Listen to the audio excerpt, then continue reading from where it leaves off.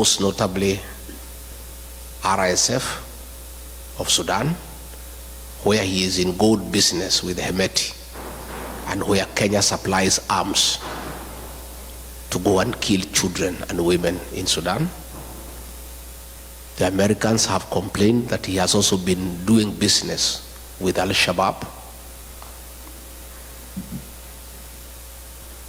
The Americans have called for investigations on abductions, extrajudicial killings, use of police to attack civilians, and other violation of human rights. And within 90 days, an investigation will begin and a report to be made within 180 days. And there is real panic in Nairobi. I saw William Ruto today fumbling with words, trying to explain himself, but trying to digress from the real issues. He was saying that the Americans have a problem with him because he is having a relationship with China. And he is having a relationship with China because it's good for the country. But he's running away from the real issues. And because he follows me wherever I am, it is good for me to tell him why the Americans have a problem. Not just the Americans, the people of Kenya. The Americans have just heard the cry of the Kenyan people, and they are raising issues. William Ruto, aka Kasongo, please, the Americans want to have an investigation to unearth your business dealings with Hemeti of RSF in Sudan, where you are doing gold business, and in reciprocity supplying arms to the terrorist group to kill women and children in Sudan. You cannot run away with it because we have the evidence. I was your deputy when those meetings took place. I have all the details, and we are giving those details to the Americans. And we are right here in America.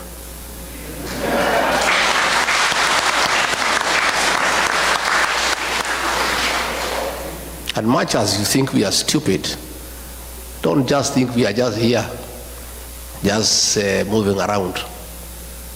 We are also here to put the Kenyan case to the American government and to Congress and to the Senate.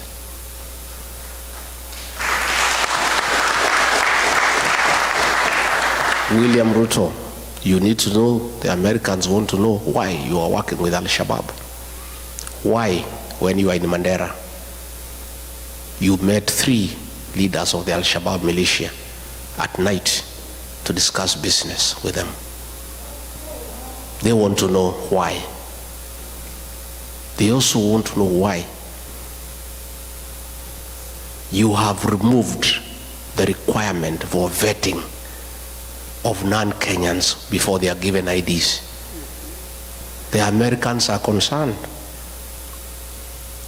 that suspected terrorists will be registered as Kenyans, and they will find their way to America and the rest of the world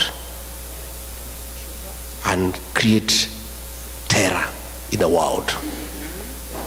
Your decision to suspend vetting of foreigners before they are given registration in Kenya is a threat to world security. And not just the Americans are concerned, Kenyans are concerned too. And this you must answer. You cannot endanger the security of the world because of your business interest. It is true you are doing business with Alshabab, but you cannot endanger world security. The Americans also want to know why, against the Kenya Constitution, you have become the worst violator of human rights in Kenya. Why are you abducting young children? Why are you killing young children? Why did you abduct American, Turkey nationals of American origin who were abducted and disappeared. These are things that are in the radar of the American security system. You can play around with people in Kenya, but you cannot play with the American government. They have you on the radar. And the evidence is everywhere. And you cannot run away from it. So please, don't hide behind China. The issues you need to confront are well known to you. That you have compromised world security in pursuit of business interest. And this time around, you will not escape. You may push people around in Kenya. You may harass everybody in Kenya. But I don't think you have the capacity to harass the American government. And they have you under the radar. You can run, but you cannot hide. Your day is coming. I want to say that the evidence is there. The shoot to kill orders by Kipchumba Murkomen, he cannot deny.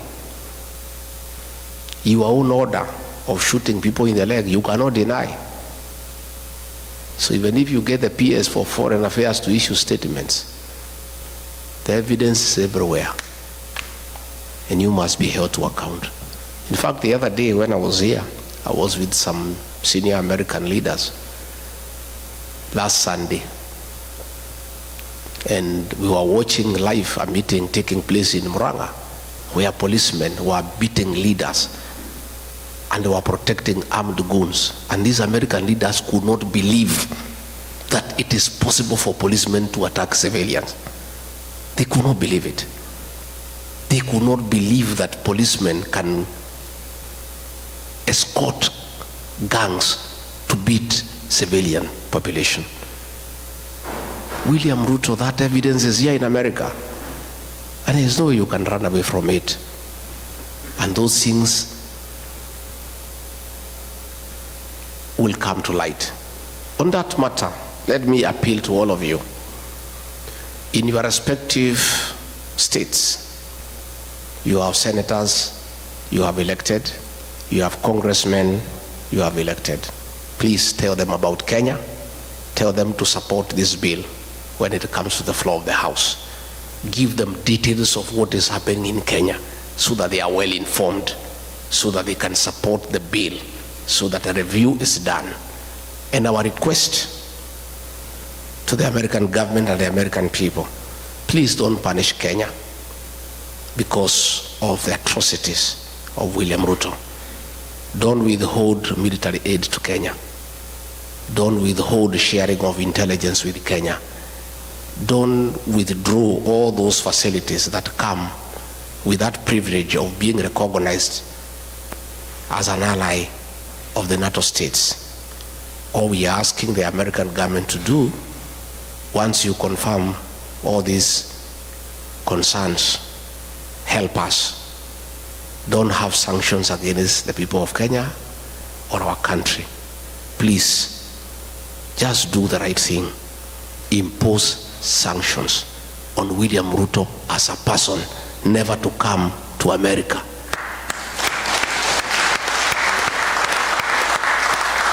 And I think if he does that, that is our problem. Kenya should not suffer because of one person. Let's deal with the person.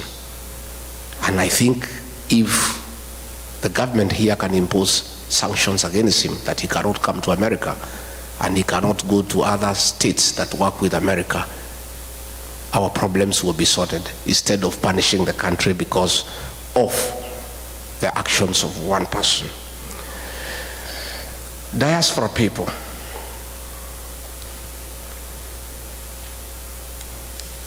you people are very important partner to any serious administration. In the 70s, coffee was #1 foreign exchange earner for our country.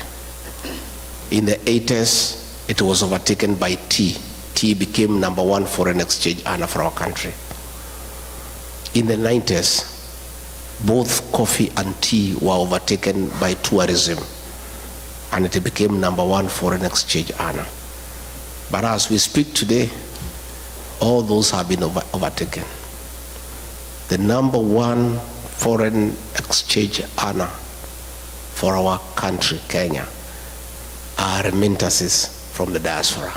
It is you guys. You are the drivers of our economy.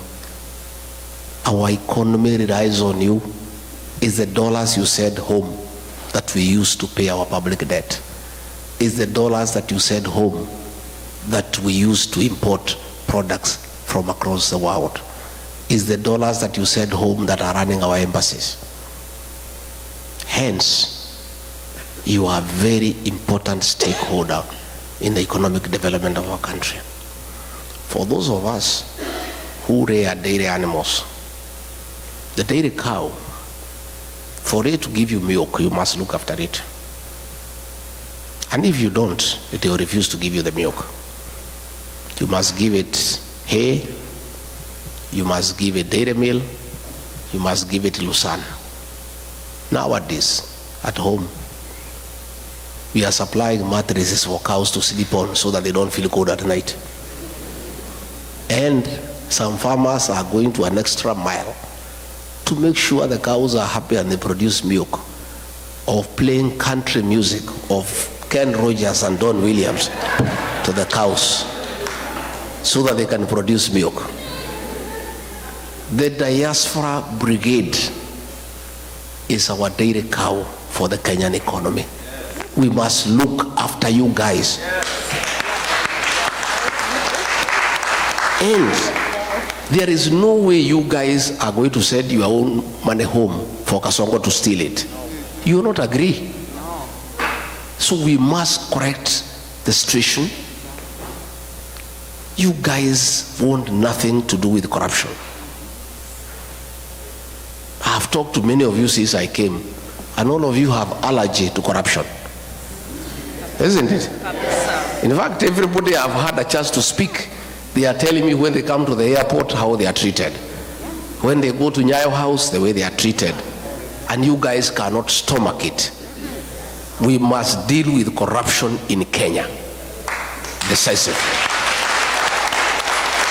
And they say the fish rots from the head. The problem we have in Kenya is the president is a leader of corruption in the country. State House is a crime scene. There are Asians there with the briefcases every day, and he spends all the time with them. Sometimes he would keep me there as deputy president for 5 hours as he is talking to Asians, discussing deals. For us to deal with corruption in Kenya, we must start from the top, and then we come down. You guys must bring your money back home. Our country should stop borrowing money from other countries and borrow from you because you have the money. But you can only give us the money if you are sure we'll give it back to you, and if it will be spent prudently for the benefit of the country. And those are the things that we want to form the government together, so that we can have very practical programs that satisfy what you want. I have said, and I said in Texas, that you guys, going forward, working with us when we form government, we want you to form a very strong diaspora bank for your money, for your investment here, with branches in Kenya and all over the world. You guys have sufficient capital to start a big bank, and you have the right personnel to run that bank professionally. And you see what will happen if you have a diaspora bank with branches in Kenya. All the properties you have bought in Kenya, you will use them as collateral to borrow money from that bank and invest here in America. But as it is today, all the plots and the land you have bought in Kenya cannot help you, because you are borrowing here from the banks here and they cannot accept Kenyan titles. Again, we need a discussion with you guys on how we vet developers and people who build houses for you and who sell you land, so that we eliminate the crooks who keep on conning you from time to time. We want to have a conversation that it is immoral and wrong to have double taxation. You cannot be taxed in America.